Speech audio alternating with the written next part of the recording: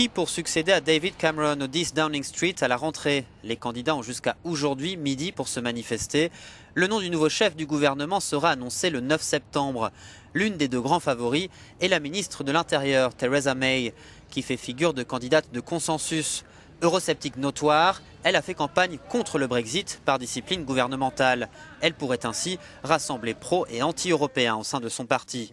L'autre, c'est le sémillant Boris Johnson, ancien maire de Londres et leader du camp du Brexit. Il a gagné son pari en remportant le référendum et il espère bien se servir de ce succès comme tremplin.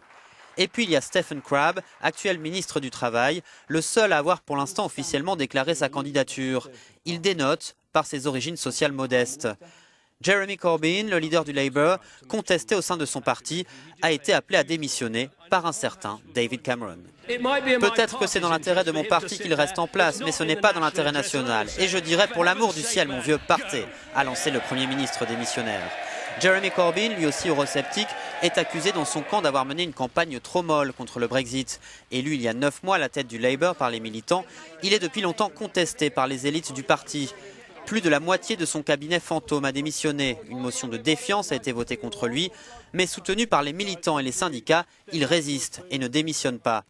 Angela Eagle, qui a quitté son équipe, s'est déclarée candidate à la présidence du parti. Si elle a suffisamment de soutien, elle peut provoquer un nouveau scrutin.